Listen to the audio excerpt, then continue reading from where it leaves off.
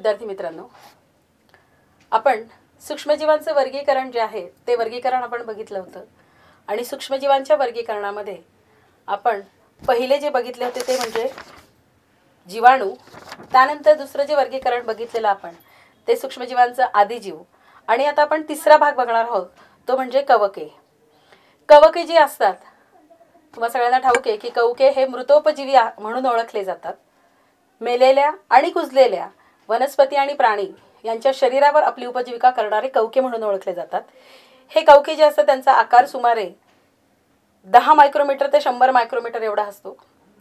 कुजणारे पदार्थ, वनस्पती व प्राण्यांची शरीरं आणि कार्बनी पदार्थ यामध्ये ते आढळत असतात. दृश्य केंद्रकी एकपेशीय सूक्ष्मजीव कवकांच्या काही प्रजाती ज्या असतात त्या डोळ्यांनी प्रत्यक्ष दिसू शकतात किंबहुना दिसतात. मृतोपजीवी हे कवके असून कार्बनी पदार्थांपासून ते स्वतःचं अन्न शोषण करत असतात. प्रजनन, कवकांचं जे प्रजनन होतं ते लैंगिक पद्धतीने, द्विखंडन व मुकुलायन अशा अलैंगिक पद्धतीने सुद्धा होते. म्हणजे प्रजनन 2 पद्धतीने होते, एक लैंगिक पद्धतीने आणि दुसरं अलैंगिक पद्धतीने.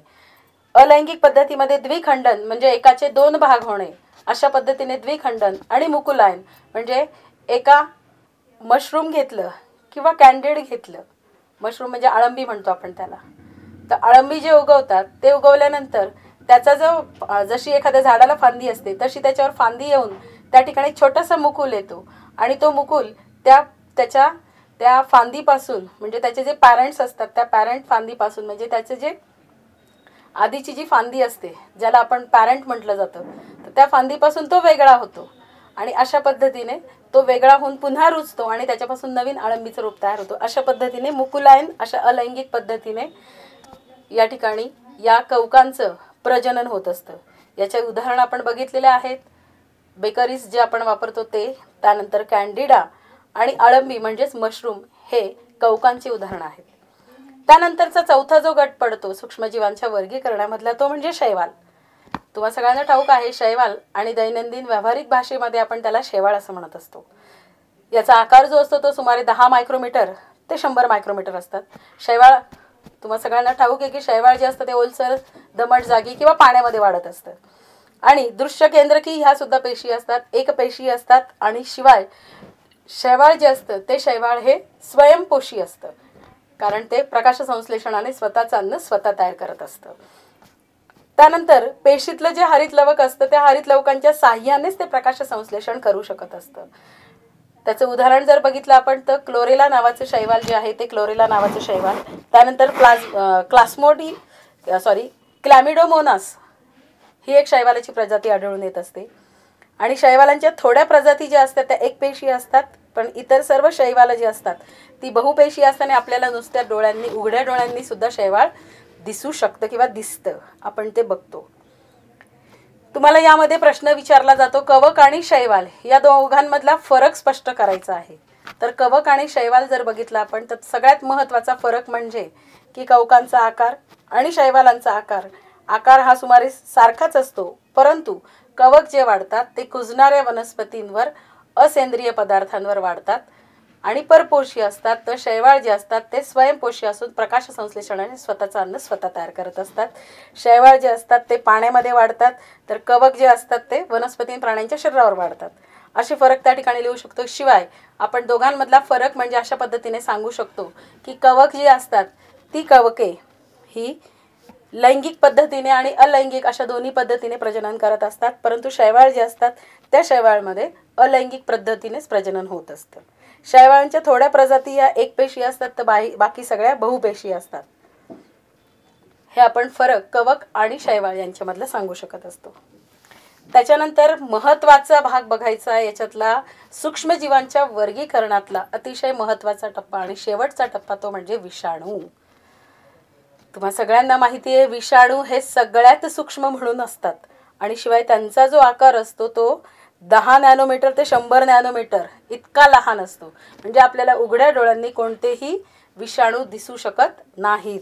विषाणूंना सामान्यतः सजीव मानलं जात नाहीत, ते सजीव निर्जीवांच्या दोघांच्या सीमारेषेमध्ये आढळतात, कारण सजीवांमध्ये असलेलं DNA आणि RNA म्हणजेच डिऑक्सिरायबोज न्यूक्लिक आम्ल आणि रायबोज न्यूक्लिक आम्ल यांच्यापासून हे तयार होत असतात. आणि स्वतःचं एक प्रोटीनचं म्हणजे प्रथिनांचं कवच प्रत्येक विषाणू हा आपल्या भोवती तयार करत असतो. विषाणू हे आपल्या शरीरात जातात किंवा शरीरावर राहतात आणि तिथं गेल्यानंतर तिथल्या ज्या पेशी असतात त्या पेशींबरोबर ते वाढतात आणि त्या पेशींना कालांतराने त्या पेशींना मारून टाकून स्वतःचं अस्तित्व त्या ठिकाणी विषाणू सिद्ध करत असतात. आणि दरवेळी त्यांच्या बाहेरचं जे बाह्य आवरण असतं ते बाह्य आवरण ते बदलत असल्यामुळेच आपल्याला विषाणूजन्य रोग जो आहे तो विषाणूजन्य रोग जर झाला तर तो लवकर बरा होत नाही. जीवाणूजन्य जर सर्दी असेल तर ती 3 ते 4 दिवसात बरी होत असते, परंतु विषाणूजन्य जर सर्दी असेल तर ती सर्दी किंबहुना महिनाभर तरी टिकून राहत असते. आणि सगळ्यांना माहिती असलेला विषाणू, आधी तर आपल्याला पोलिओचा जो विषाणू होता त्याने आपल्या पूर्ण देशाला विळखा घातलेला होता. या पोलिओच्या विषाणूने असंख्य मुलं जी होती, असंख्य बालकं जी होती, ती बालकं ही अपंग जन्माला येत होती. आणि पोलिओच्या विषाणूमुळे त्या बालकांना अपंगत्व, पंगुत्व हे प्राप्त झालेलं होतं आणि त्यांनाच आपण दिव्यांग म्हणून ओळखत असतो, ज्यांना पोलिओचा विषाणू ज्यांच्या शरीरामध्ये वाढत असेल. परंतु आपल्या भारत देशाने या पोलिओच्या विषाणूवर मात केलेली आहे आणि आता पोलिओचा एकही रुग्ण आपल्या भारतामध्ये आढळत नाही आहे. हे आपल्या देशासाठी अतिशय अभिमानास्पद आणि गौरवास्पद अशी गोष्ट आहे. नक्कीच आपल्याकडे आलेला जो कोरोना विषाणू आहे, ज्यामुळे संपूर्ण देशाला, ज्याने आजच आपण जर बातमी बघितली, महाराष्ट्र हा जगामध्ये 4थ्या क्रमांकावर आहे. ज्या महाराष्ट्रामध्ये आपण राहतोय तो महाराष्ट्र कोरोनाच्या प्रादुर्भावाच्या बाबतीत म्हणजे कोरोनाच्या विषाणूचा प्रादुर्भाव आपल्या महाराष्ट्रामध्ये सगळ्यात जास्त आहे, कारण जगामध्ये 4था क्रमांक आपल्या महाराष्ट्राचा लागतोय. रोज जवळजवळ 150 ते 200 नव्हे तर तब्बल 800 ते 1,500 पर्यंत रोगी हे वाढत आहेत. आणि मृत्यूचं प्रमाण जरी कमी असलं तरी पण एकंदरीत मृत्यू हे होतातच आहेत. म्हणून आपण या विषाणूंचा अभ्यास जो आहे तो विषाणूंचा अभ्यास करण्यासाठी एक स्वतंत्र अशी एक शाखा असते विषाणूंचा अभ्यास करण्यासाठी, आणि त्या शाखेला मायक्रोबायोलॉजी असं म्हटलं जातं. त्याला मराठीतून सूक्ष्मजीवशास्त्र असं नाव आहे विषाणूंचा अभ्यास करण्यासाठी. विषाणू जे असतात ते अतिसूक्ष्म म्हणजे जीवाणूंच्या पेक्षा 10 ते 100 पटीने लहान असतात. बघा, मी तुम्हाला दह्याचं उदाहरण सांगितलं होतं की आपण लॅक्टोबॅसिलस जे जीवाणू आहे ते 3 ते 4 दिवस ज्या वेळेला दही तुम्ही बाहेर ठेवतात, फ्रीजमध्ये न ठेवता, आणि बाहेर ठेवल्यानंतर जर त्याचा एक ड्रॉप घेऊन किंवा त्याच्यामध्ये जीवाणूंची वाढ आपण बघतो, आपल्या डोळ्यांनी ते दिसू शकतं. उघड्या डोळ्यांनी कधी दिसेल, ज्या वेळेला 8 ते 10 दिवस होतील त्यावेळेला त्याच्यामध्ये मोठे सूक्ष्मजीव वाढलेले असतील. जर आपण ते हवाबंद डब्यामध्ये नाही, जर आपण त्याच्यावर झाकण ठेवलेलं असेल तर त्या ठिकाणी ती जीवाणूंची वाढ जास्त प्रमाणात होत असते आणि ते जीवाणू आपल्याला दिसू शकतात. परंतु विषाणू हे जीवाणूंपेक्षा 10 ते 100 पटीने लहान असतात आणि फक्त ते आपल्याला इलेक्ट्रॉन सूक्ष्मदर्शकाच्या सहाय्यानेच दिसू शकतात. स्वतंत्र कणांच्या रूपामध्ये ते आढळतात.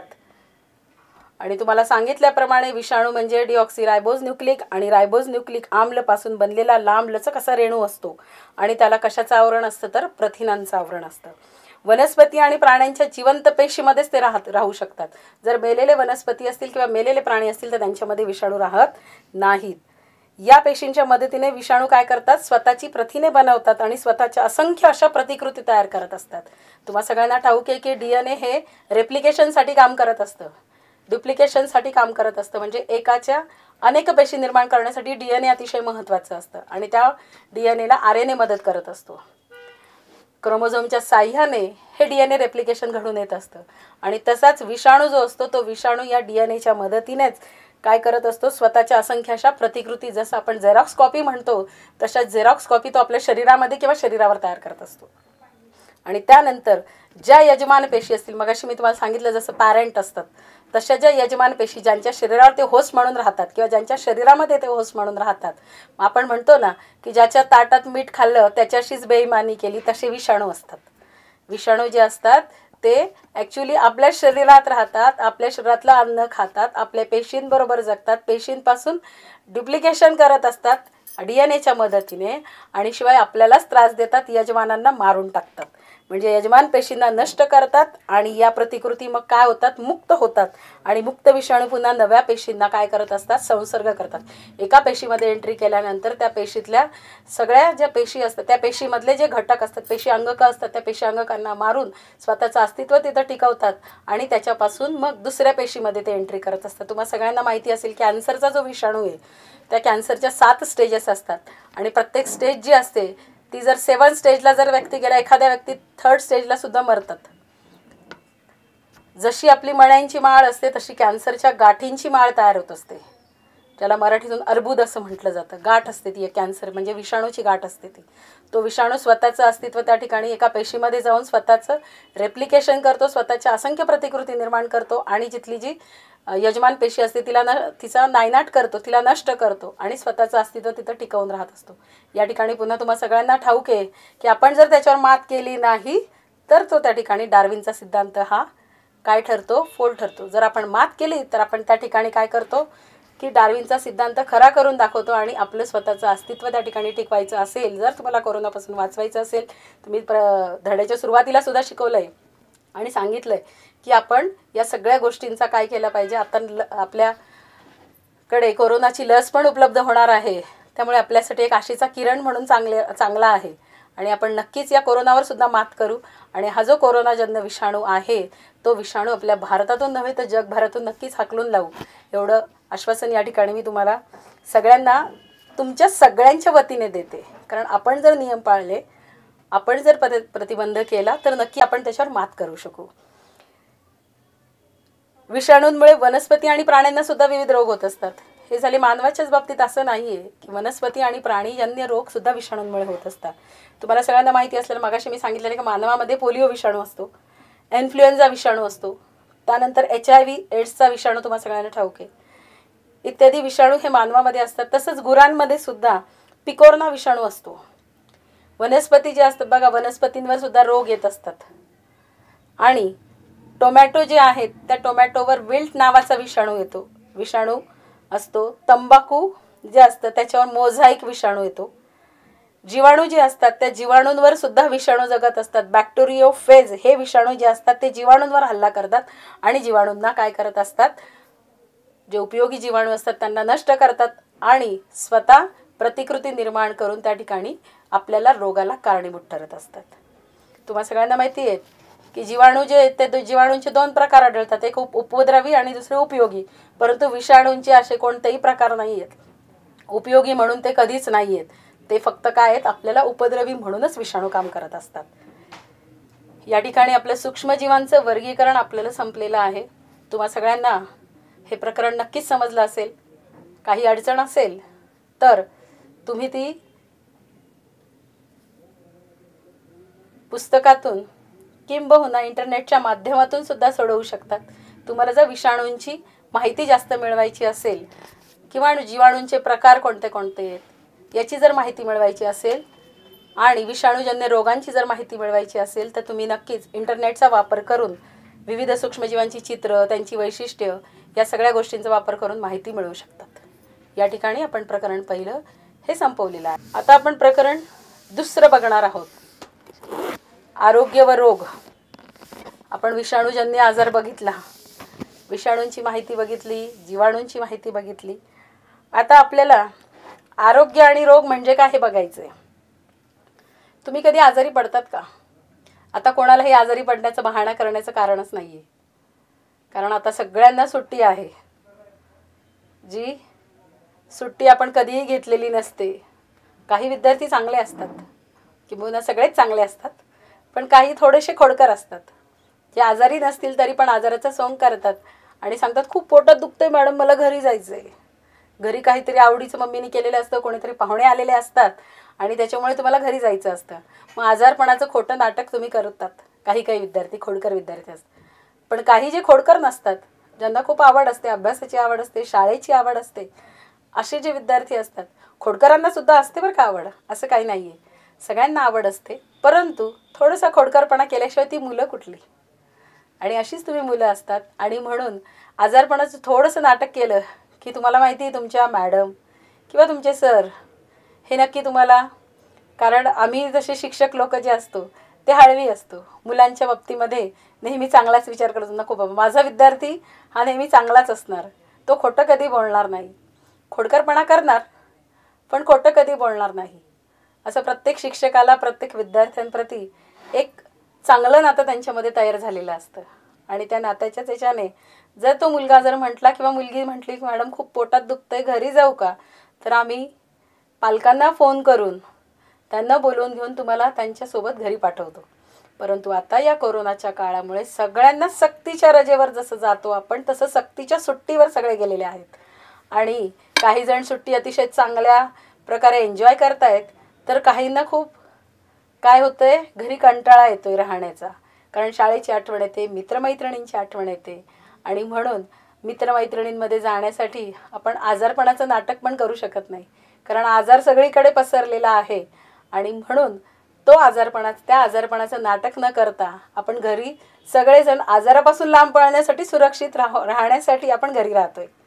त्यामुळे घरी राहा, सुरक्षित राहा आणि आजाराला कुठलंही निमंत्रण देऊ नका, खोटंही देऊ नका.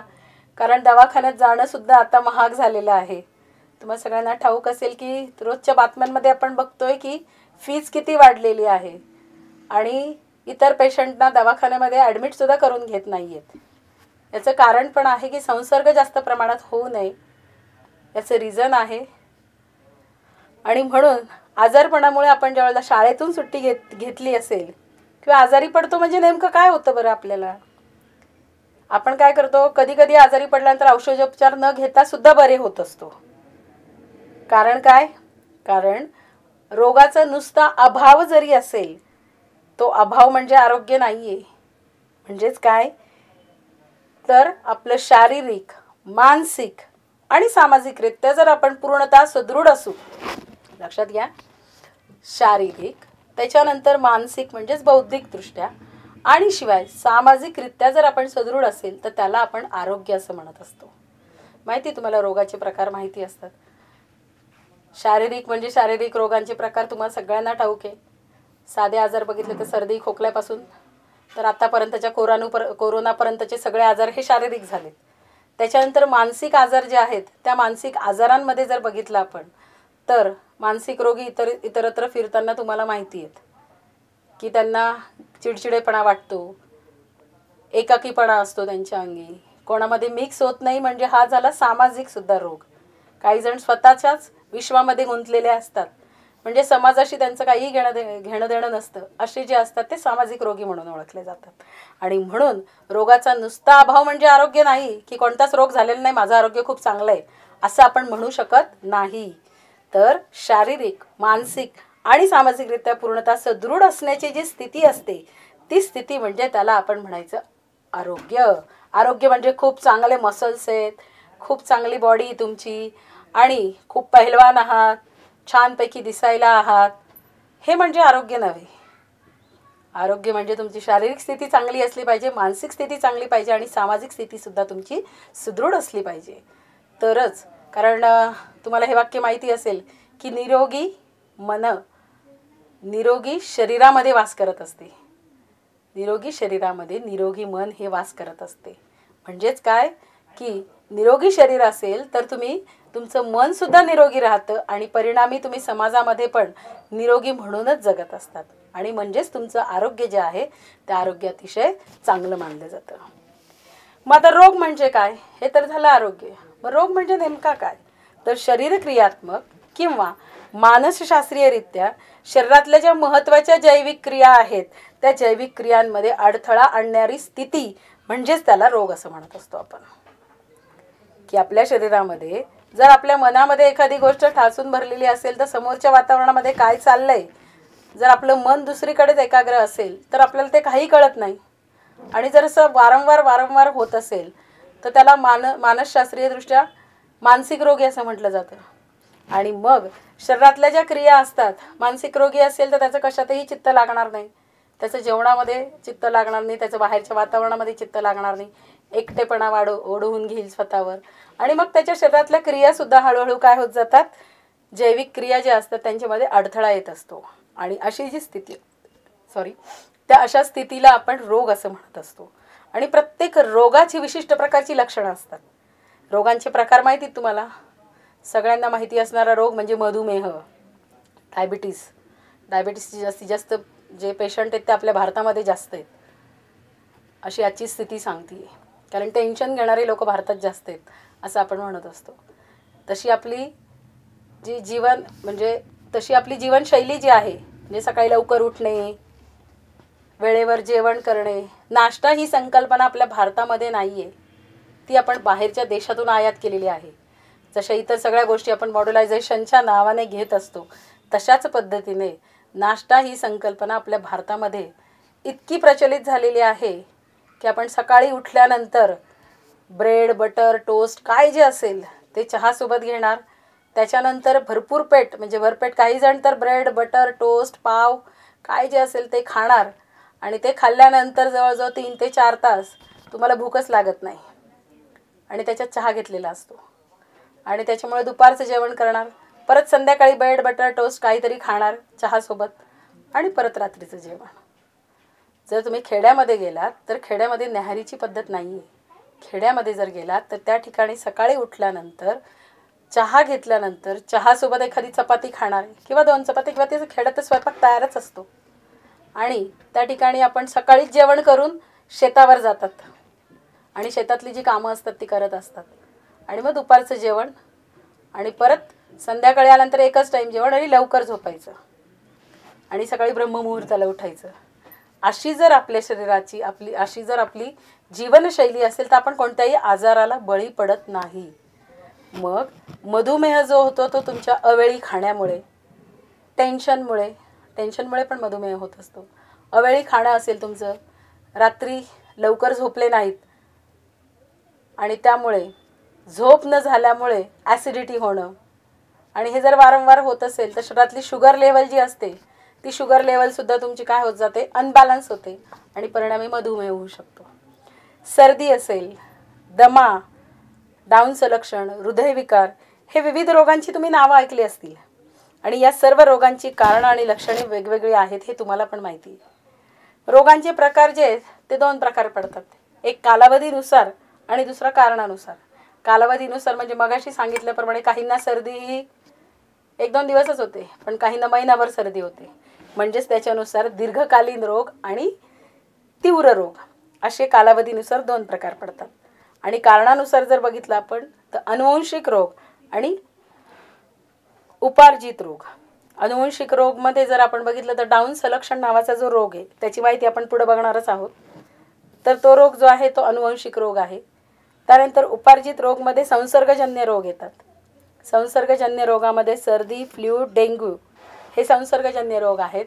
आणि असंसर्गजन्य रोग जर आहे तर तो म्हणजे मधुमेह आणि हृदयविकार. ही असंसर्गजन्य रोगांची नावे आहेत. पुस्तकामध्ये तुम्हाला एक चार्ट दिलेला आहे. रोगाचं नाव, त्याचे कारक म्हणजे कोणापासून होत असतो तो, त्यानंतर संक्रमणाचं जे माध्यम आहे त्या माध्यम पण दिलेलं आहे, लक्षणं काय काय ती दिलेली आहेत, उपाय आणि त्यावर उपचार काय करायचे हे पण दिलेले आहेत. आता संसर्गजन्य रोग किंवा संक्रामक रोग, आत्ताचा कोरोनासुद्धा आपण काय म्हणत असतो, संसर्गजन्य रोगच म्हणतो ना, की एकाच्या संसर्गामुळे दुसऱ्याला होऊ शकतो, म्हणून आपण सगळेजण एकत्रित येऊ नये. दूषित हवा, पाणी, अन्न किंवा वाहक म्हणून ओळखले जातात. बघा तुम्हाला माहिती, कोरोनाचे वाहक पण असतात की ज्यांना कुठल्याही प्रकारची लक्षणं दिसत नाहीत परंतु त्यांना कोरोना झालेला असतो. त्यांच्या शरीरामध्ये कोणत्याही प्रकारची लक्षणं दिसत नाहीत परंतु ते कोरोनाचे वाहक म्हणून असतात, कारण त्यांची रोगप्रतिकारक शक्ती चांगली असते.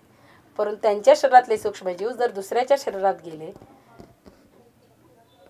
तर त्या समोरच्या व्यक्तीची जर रोगप्रतिकारक शक्ती कमी असेल तर त्याला कोरोना होतो.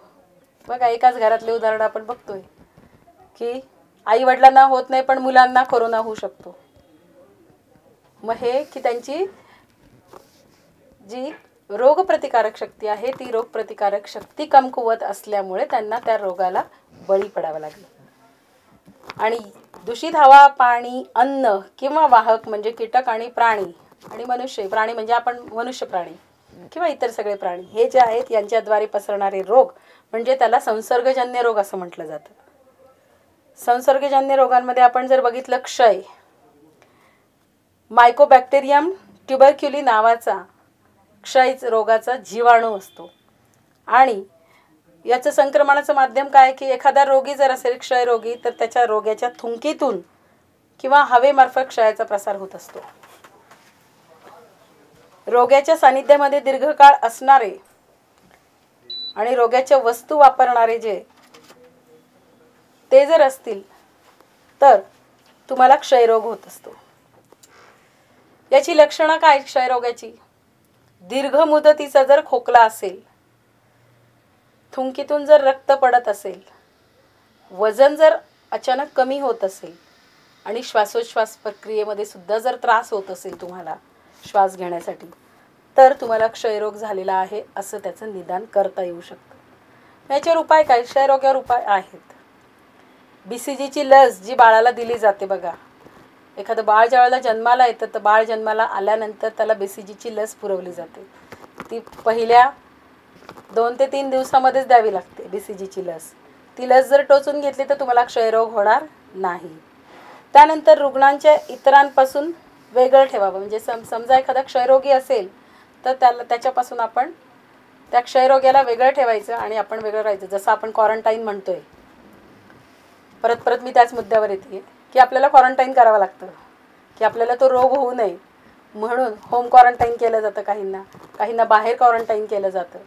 तर तशा पद्धतीने त्या रुग्णापासून आपण काय व्हायचं आहे, वेगळं, त्या रुग्णाला वेगळं ठेवायचं आहे.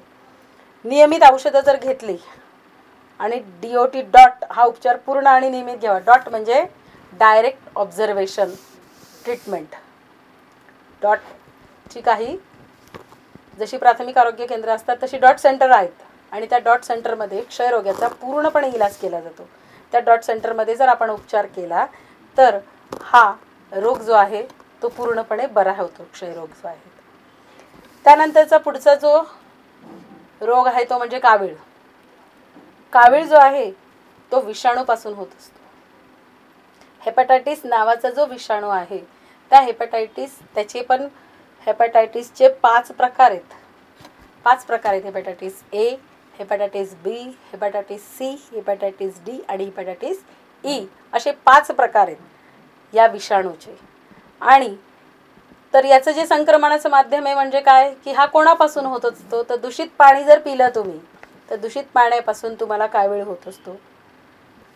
किंवा आता तर आपण करतच नाही, जेव्हापासून एड्सचा विषाणूचा शोध लागलेला आहे तेव्हापासून सिरिंज जे आहेत किंवा सुया ज्या आहेत, इंजेक्शन जे आहेत ते वेगवेगळे वापरले जातात. तर रुग्णासाठी वापरलेल्या सुया ज्या आहेत त्या सुया आपण कोणीही वापरत नाही, कारण प्रत्येकाला डॉक्टर सांगतात सिरिंज घेऊन या तुमची इंजेक्शन जर द्यायचं असेल तर, बरोबर. म्हणजे त्या सिरिंजपासून हा रोग होतो परंतु आता होऊ शकत नाही. आणि रक्तपराधन म्हणजे काय? रक्ताचं संक्रमण. समजा एखादा ॲक्सिडेंट झालेला असेल आणि ॲक्सिडेंट झाल्यानंतर त्या रोग्याला जर ज्याचा ॲक्सिडेंट झालेला आहे त्याला जर आपल्याला रक्त द्यायचं असेल आणि रक्तदाता जो आहे तो जर कावीळ या रोगाचे विषाणू त्याच्या शरीरात असतील तर या रक्तपराधनाच्या वेळी त्या अपघाती जो असेल त्याच्या शरीरात जर गेलं तर त्यामुळे त्याला कावीळ होऊ शकते. मग या काविळीची लक्षणं काय आहेत तर भूक मंदावते, गर्द पिवळी लघवी होत असते, थकवा येतो, मळमळ होते, उलटी होते. त्याच्यानंतर आपली जी विष्ठा असते जी शरीराच्या बाहेर टाकली जाते सकाळी तर ती राखाडी कलरची विष्ठा असते. हे कावीळ या रोगाची लक्षणं आहेत. यासाठी आपण अतिशय सोपा उपाय करायचा असतो. तुम्ही जर साधी काळजी घेतली तर तुम्हाला कावीळ कधीच होऊ शकणार नाही. सगळ्यांनी जर पाणी उकळून आणि गाळून जर पिलं तर आपल्याला कावीळ होणार नाही. स्वच्छतागृहांचा वापर करतात बघा, शाळेमध्ये मुलं स्वच्छतागृहांचा वापर करतात. ज्या ठिकाणी गर्दी असेल सामूहिक ठिकाणी तर शाळेमध्ये विद्यार्थी ज्यावेळेला स्वच्छतागृहांचा वापर करतात त्यावेळी जर एखादा विद्यार्थी आधी जाऊन आलेले असेल आणि नंतर जाणाऱ्याने पाणी टाकायचं असतं आणि मगच त्या ठिकाणी स्वच्छतागृहाचा स्वतः वापर करायचा असतो. बऱ्याच विद्यार्थ्यांना सवयी नसतात. आपण स्वच्छतागृहातून बाहेर आल्यानंतर सुद्धा पाणी टाकत नाहीत.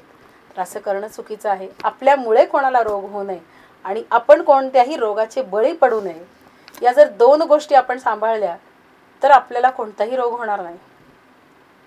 म्हणजे स्वच्छतागृहांचा वापर जर करायचा असेल आपल्याला तर आपण गेल्यानंतर त्या ठिकाणी सुरुवातीला पाणी टाकायचं, मग आपली जी क्रिया असेल ती केल्यानंतर पुन्हा जर आपण बाहेर आलो तर ते बाहेर येताना आपण त्या ठिकाणी पाणी टाकणं आवश्यक आहे. अतिशय साधं आणि सोपं आहे. पण बरीच मुलं जी असतात, बेलचा आवाज आला, गर्दी होते, घाई असते म्हणून तसंच जातात, पण परंतु काही वेळेला रोगाला बळीसुद्धा पडू शकतात. म्हणून कितीही घाई असेल, काही असेल तरी पण स्वच्छतागृहाचा ज्या वेळेला तुम्ही सामायिक स्वच्छतागृहांचा वापर करतात त्यावेळेला या 2 गोष्टी जर पाळल्या तर तुम्हाला कोणतेही इंटरनल रोग होणार नाहीत, लक्षात घ्या. आणि कावीळ पण नाही होणार. किंबहुना नंतर साबणाने स्वच्छ हात धुवायचे हे तर माहितीच आहे तुम्हाला. आता तर ती सवयच लागलेली. ही सवय आपल्याला लहानपणी आईने लावलेली असते. शाळेतून आलास, हातपाय तोंड धुवायचे, देवाजवळ बसायचं, शुभं करोती म्हणायचं, 2-3 श्लोक म्हणायचे. त्याच्यानंतर जे तुमचा अभ्यास असेल तो करायचा, बरोबर. या सगळ्या क्रिया आपण करत असतो. या सगळ्या सवयी होत्या आपल्याला. परंतु आता आपण ही लहान मुलं जी आहेत ती क्लासच्या इतक्या विळख्यात अडकलेली आहे की त्यांना एका वेळेला ऑलराऊंडर बनायचं असतं. आणि मग एक क्लास झाला का दुसरा क्लास, कुठं गिटारच्या क्लासला जायचं, कुठं स्पोर्ट्सच्या क्लासला जायचं, कुठं अभ्यासाच्या क्लासला जायचं, शाळा करायची. या सगळ्या गोष्टींमध्ये तो इतका इन्व्हॉल्व झालेला असतो की तो स्वतःच्या शरीराकडे व्यवस्थितरित्या लक्ष देत नाही.